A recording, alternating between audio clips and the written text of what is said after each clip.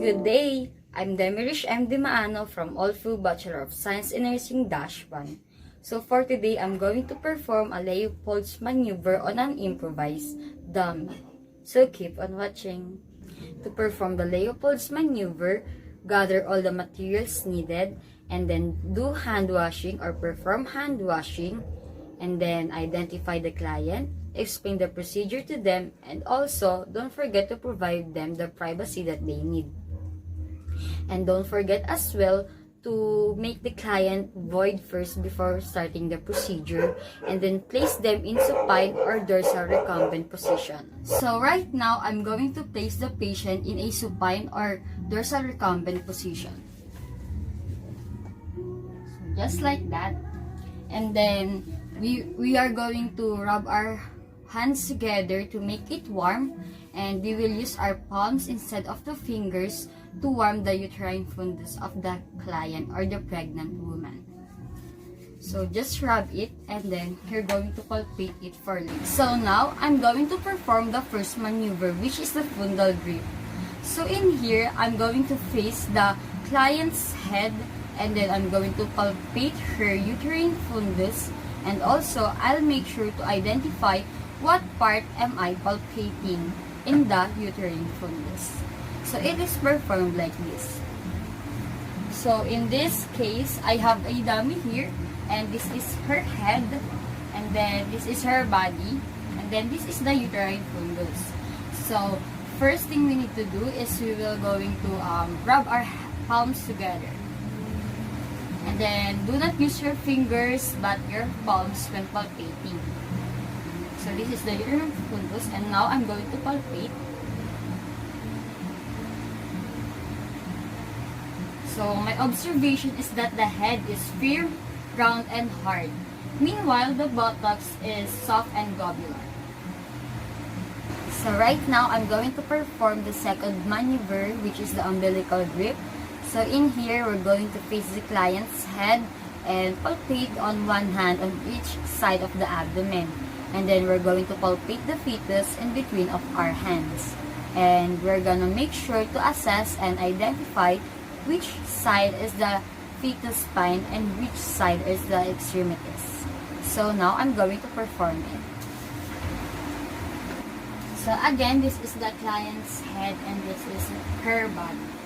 So I'm just going to face her and then palpate the sides.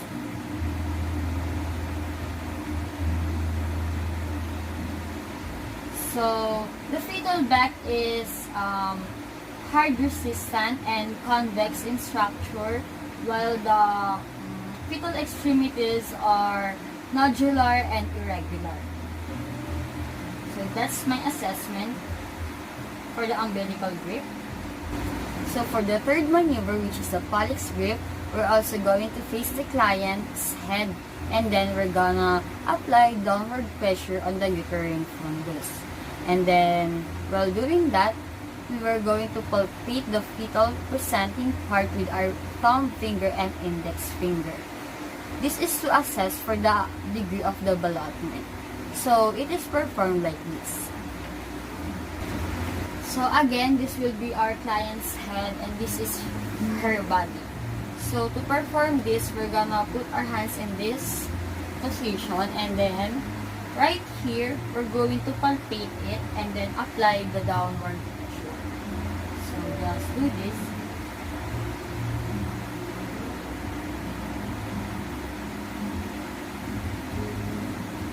So remember that if it is movable, it is not yet engaged. So for the last one, which is the fourth maneuver and is also known as pelvic grip, we're going to be facing the client's head, and also we're going to palpate just above the symphysis pubis. And while doing this, we're gonna palpate the fetal presenting part with our two hands to assess for the fetal attitude. So it is done like this. So we're going to go here, and then again our hands should be placed like this, just above the symphysis pubis, and then palpate it.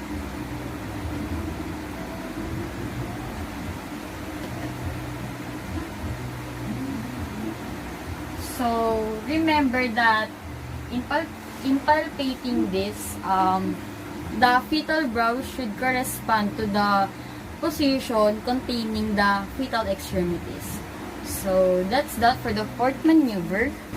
So, after all of the procedure, make sure to note all the assessments and also place the client in a comfortable position, just like this. Yes. Or make them sit properly wherein they are comfortable. And lastly, don't forget to wash your hands and also document all the findings that you've found. So, that's it for the Leopold's maneuver. Again, I'm Demirish M. Dimaano from Orfu Bachelor of Science in Nursing -1. Thank you for watching. Bye!